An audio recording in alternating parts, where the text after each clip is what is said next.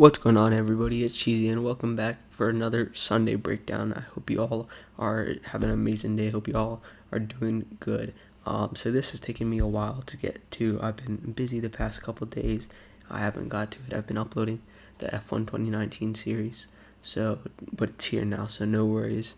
I think that last video I said that was the most racing we've ever seen this year, or maybe in the past few years. I lied. I stand corrected. This weekend, the Tuscan Grand Prix was the most racing we've ever seen. It was actually amazing. So the new track, it shows what can be done by the drivers that are great, and it shows the flaws of the drivers that are not so great. And I think that was pretty fun, and I really enjoyed it. I've really enjoyed watching it, and I hope you guys enjoy hearing about it. So let's roll the intro.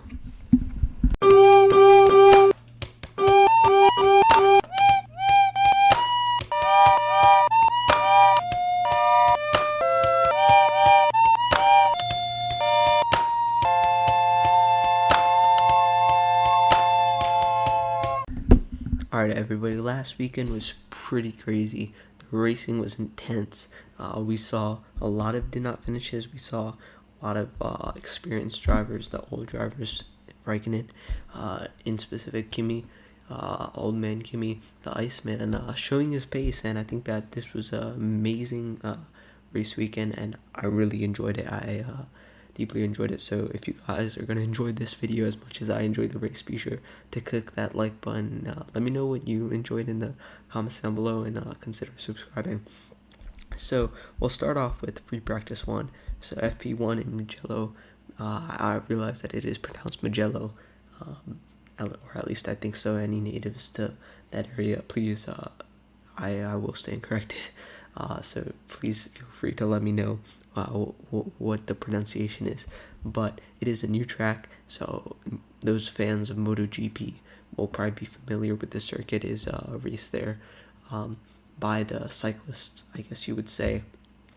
And F1 decided to go there. So it is in Italy, and you can see that on the barriers and the curbs. It is very intensely shown their Italian pride, I guess you would say. So free practice 1, you have Bottas going fastest, so you have the Mercedes always going fastest, but there is racing, so in the race, so it does get interesting. So Bottas goes first fastest with a 117.879. So their previous record had been I believe it was maybe a 120, and that was unprofessional, or not unprofessional, but unmarked. It wasn't counted by a professional, so it wasn't an official time, I guess you would say. I had to find my words there. So it was an official time, but because no one had actually raced there, it was just practices, and if someone wanted to drive their test car there, so that's what it would be. But that's what happened, and Bottas broke that record. So obviously you have some pace going in here. Verstappen goes second, Leclerc third, and that's the top 3. So Leclerc is outside by 3/10, so outside by a fair margin. It's not so close, but it is pretty close. So Leclerc, this is Italy is Ferrari's home country, and they want to be showing some pace here. And I think that Leclerc did an alright job of doing that during FP1, but as we'll see, Vettel will be behind the pack in 13th place. So Vettel still not doing good, but as he announced he will be moving to Aston Martin, which now is Racing Point next year. So I'll have a These Long Nuts podcast on that, so be sure to check that out. So 4th fastest is Hamilton. Gasly goes 5th fastest. So last week's winner of the Italian Grand Prix in Monza is going 5th fastest, so showing some pace here. Ocon 6th, Kvyat 7th, Norris 8th, and Albon 9th, Ricciardo 10th.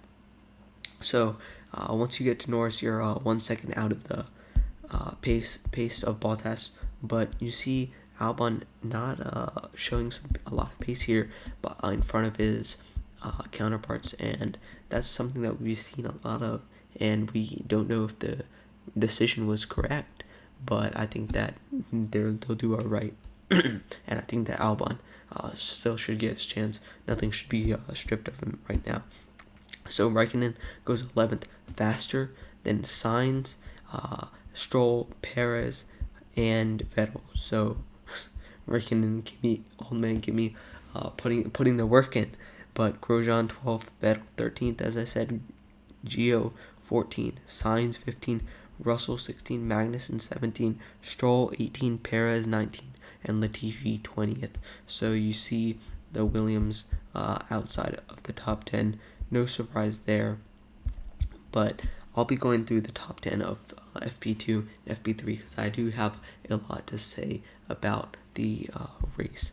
So top 10 of FP2 is Bottas, Hamilton, Verstappen, Albon, Ricciardo, Ocon, Perez, Gasly, Raikkonen, and Leclerc. So Leclerc just barely making it in the top 10. You don't see Stroll making it in, and you see Raikkonen pushing there, and Albon with the a fourth place in FP2 is very fascinating. Ricciardo right behind him. So these different alternate engines, I guess you would call it, are really showing their true colors here. And I think that was what made the race very interesting. You see these people always push to the end, and that's really what happened. And I think that was very nice to see. So for FP3, free practice 3, Bottas again going fastest. I believe if I'll check back on my files, I'll check back on my files. He went fastest for all 3 sessions, so showing the pace there. And Hamilton is their number 1 driver, but Bottas showing that he can still be really fast, and sometimes he's undermined by Hamilton and getting called second. But right now he's showing that he has a lot of pace. Verstappen second, Hamilton third, Stroll fourth, so getting back in the top 10. Gasly fifth, so Gasly doing pretty well. Sorry for my dog. Perez sixth, Leclerc. Hold on. Alright, so I had to calm him down for a second. So I think I was on Perez 6th, Leclerc 7th, Albon 8th, Kvyat 9th, and Grosjean 10th. So the Haas getting into the top 10, which is very surprising. And you see the higher end cars not making it in. You see people who should be in the top 10, like I guess you would say Vettel should be in there, Ricciardo should be in there, and Sainz should be in there, but they're not. They're just not having that pace during this weekend, and I think that was a little bit disappointing. And so for the qualifying, so this is a new round, and it is Ferrari's 1000th GP, so you want to see Ferrari qualify well, but spoiler alert, they don't qualify too hot. So for qualifying 1, so this is all 20 cars go out there and try to narrow it down to the top 15. So Magnussen goes the slowest out of all of them with a 117.348. So even though that was I think it was Bottas in FP1, that was still not fast enough, because the fastest laps were going with a 1:15. So you have to get into 1:15 2 seconds faster just to make it in to the FP2 and FP1, or not FP1, qualifying 1 and qualifying 2 and qualifying 3. So Latifi 19th, Russell 18th, Gio 17th, and Gasly 16th. So you see this race win coming from all-time high, and I congratulate Gasly for that. But Pierre falls behind, and then he goes to 16th. So you see him fluctuating, and you talk about the decision that Red Bull made to demote him back to AlphaTauri, or it was actually Toro Rosso at the time. And I think that drivers fluctuate. They show their true colors at new tracks, and you have to see how that goes. And I think that you have to just establish how you want your drivers to approach this. And going P16 isn't good at all. I would say that he was very disappointed about that result, and he would be even more disappointed about the result of the race that was to come. But I think that they have to evaluate this from a point of who can be more consistent, and I think Albon has some consistency, and that's why they made that choice. Is it the right choice? That's not for me to say, but I think that we're seeing their choices pan out right now. So we have you have the Q2, so everyone moves on above to Q2, so both Ferraris move on into Q2. That's a little bit of surprise, but considering the season, but it should be no surprise at all. But it still is. So Grosjean 15th, Vettel 14th, Raikkonen 13th, Kvyat 12th, Norris 11th. So Norris first time in this 2020 season that he's outside of the top 10. A little bit disappointed for Norris, but it is what it is. And I think that you just have to grow up on that. I think that Vettel and Kvyat and Gasly, those guys that have the potential, and even Russell, I think Russell has a lot of potential if he's put in a fast car. They have to build off those lows and push off that and get that high. Antoine Hubert and Pierre were very good friends, and he said prove them wrong after he was demoted, and I think that going from those lows to going from those highs is very important, and it shows that it is possible. And if Gasly keeps on pushing and uses his win and then his low and then pushing off that and keep on stepping, because it fluctuates, and I think that maybe he could get back into that Red Bull seat. And then once you move on to Q3, which is the top 10 shootout, you could call it, Ocon did not go out for a lap. I don't remember exactly what the issue is, and my notes don't tell me either. So if any of you guys know, you want to leave it in the comments below. But Sainz goes 9th, Ricky goes 8th, Stroll 7th, Perez 6th, Leclerc 5th, Albon 4th, Verstappen 3rd, Hamilton 1st, and Bottas 2nd. I don't know why I said that in that order.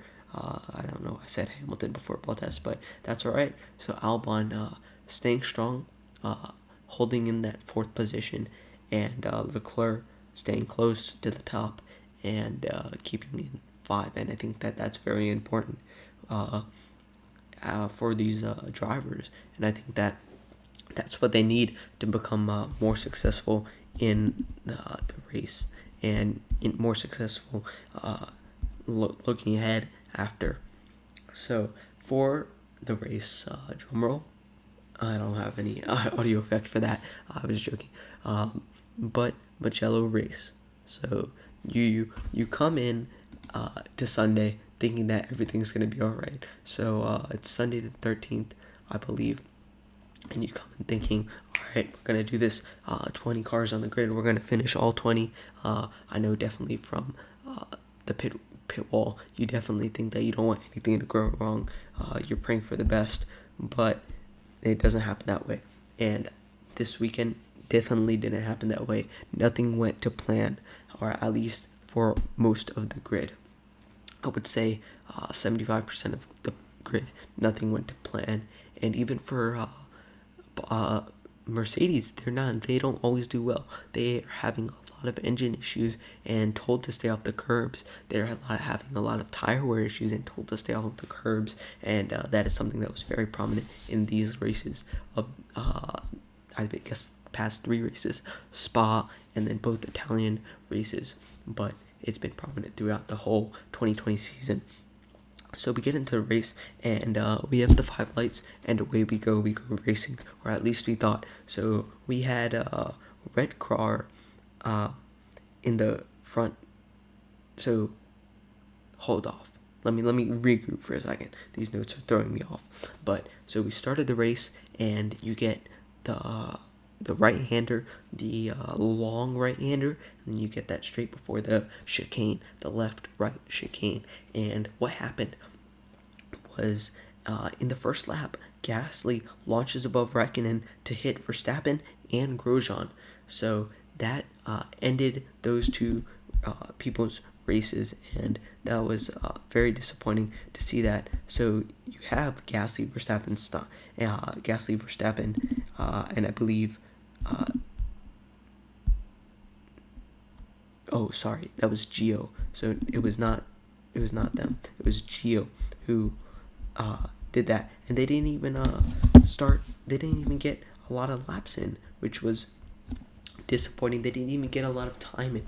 I believe that there was one lap of racing for the first 7 laps because there was a safety car. So that induced a safety car. So Sainz spins and hits Stroll. So that damages Sainz's car enough to have him return to the pits, but it did not. It was not enough for Stroll to not finish at that moment. So they have to clean up everything, and they have to induce a safety car. So everyone stays there, and those 4 are out. So Bottas and Leclerc actually get amazing starts, and they launch the first and third. So they're lightning starts and doing well.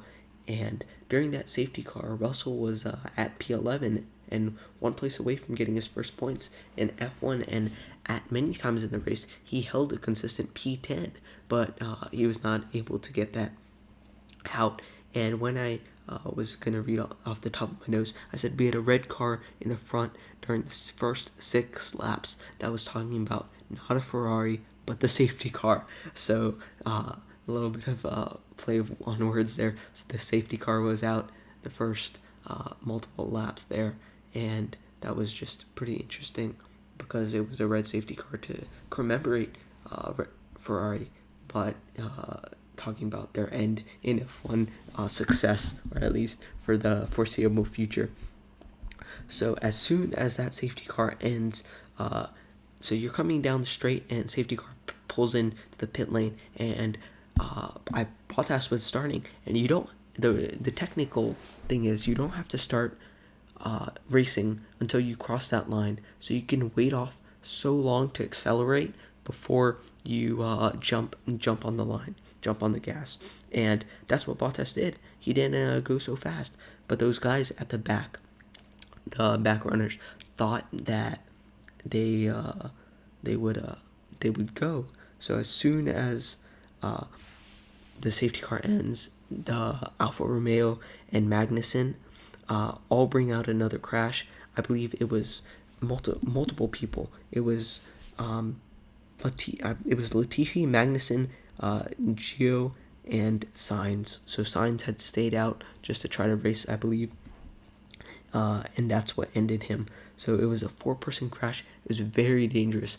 I'll be talking about this in the D's Lug Nuts podcast, but it's so necessary at this day and age for that halo, because you have these crashes which are so dangerous and so scary for the people and the drivers, and it's just hard to think about what would happen if that wasn't there, and it's very sad. So you have Sainz being saved by the halo, and you have Magnussen being saved by the halo. Everybody just thankful for that halo, and it's very interesting. So Latifi had a puncture in his side of his car, so he had to go there, and everyone else had wheels and tires flying everywhere. But we could hear on Grosjean's radio that he was talking about these fools don't know how to drive, and I thought that was interesting concerning someone that I'm not saying any F1 drivers don't have talent, but considering someone who finishes last consistently or doesn't get a lot of points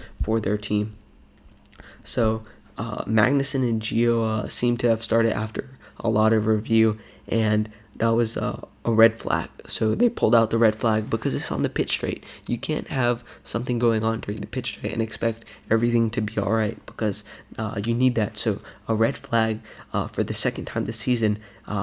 There had only been a half a lap of racing because you had the safety car for the 6 laps, and then you had another crash right after that. So it ended the race, or postponed it, stopped it until they could get the track cleared off after the 8th lap. But surprisingly, Grosjean had the fastest lap before the red flag, so I was talking a little bit of trash about Grosjean, but he did have the fastest lap before that. So it was the first red flag in 3 years, and now you get 2 in a row. So the last time that happened was in 2011, and you didn't get it. We didn't have a red flag for 3 years. So in 2017, I guess that was the last red flag, and now that you get one red flag, you get another. and spoiler alert, there was 3. So all the cars pulled in the pit lane. That's how it works, and then they go back out and start in the grid. So I believe Parfumé was called off during the red flag, so you can change parts as long as they're not lighter. So that's what is going on, and I believe that's what was happened. And Ocon had some damage from that. His brake was, I believe, malformed, overheating, and he retired due to that brake issue.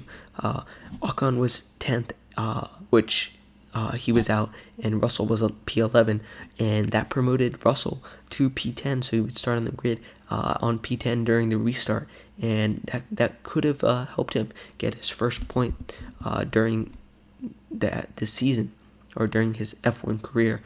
So during this, back to the start, Lewis's brakes were smoking, and Albon had a very tough start, so he fell over, and that was just interesting. And as I said, I'm a very big Danny Rick fan, and moving on to lap 15 now, Danny Rick was trying to get his first podium since Red Bull, and his team principal said he'll get a tattoo if he gets a podium. So he was really trying to do that, and I really wanted to see him on the podium. And he overtook Perez on lap 15. He had late braking. He's known as the king of late braking, and DRS gave him an advantage. So the Honda powered engines, as I said, the minority engines were seeming to do good, but Albon was struggling for power. He was asking for more power, and although he does have more pace than the Ferrari, it doesn't seem like he had a lot of pace to contend with the Mercedes. And Stroll is doing all right. He will crash out. Spoiler alert, but he will crash out. But when I was watching the race, it says STR, and in English, strawberry is STRAWBERR. My mother thought it was strawberry. He thought his name was Strawberry, so I just thought I'd put that in. It's pretty interesting.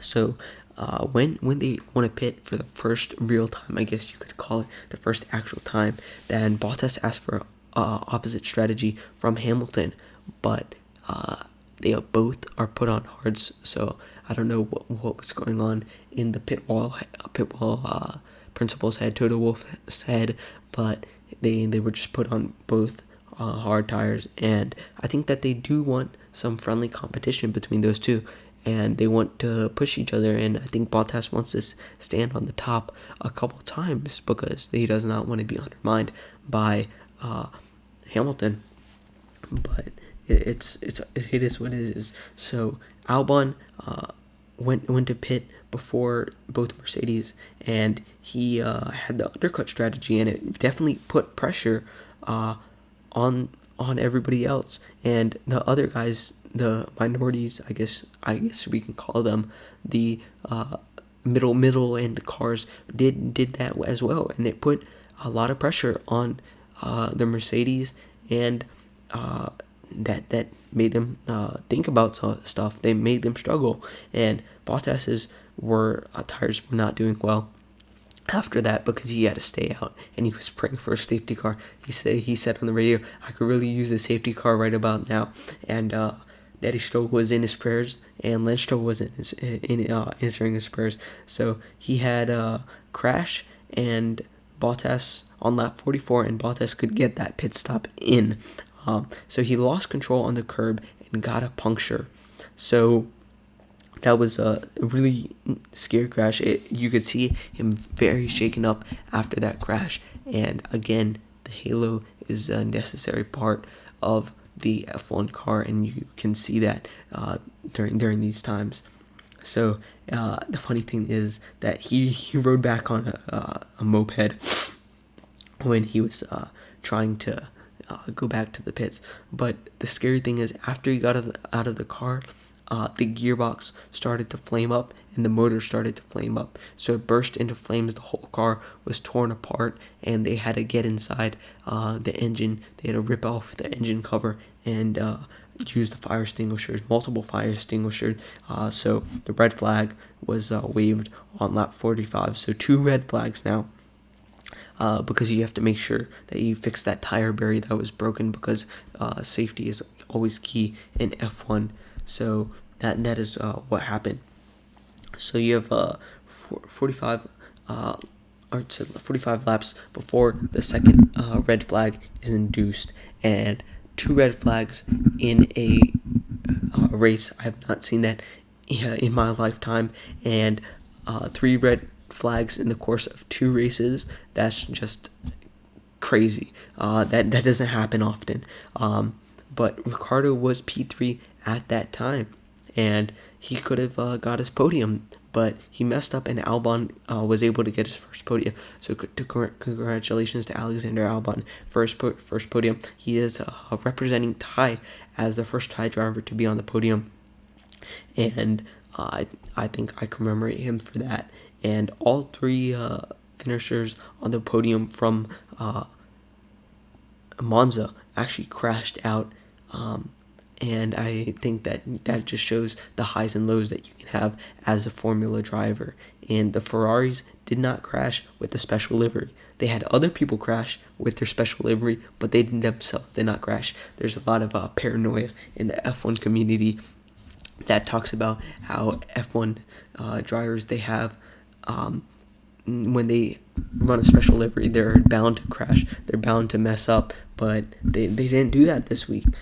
They did not do that during this drive. And I'll go down the list to wrap everything up. Hamilton goes first, and Bottas goes second, Albon third with his first podium, Ricardo tantalizing a bit behind Albon, and I think he was just very much disappointed about that.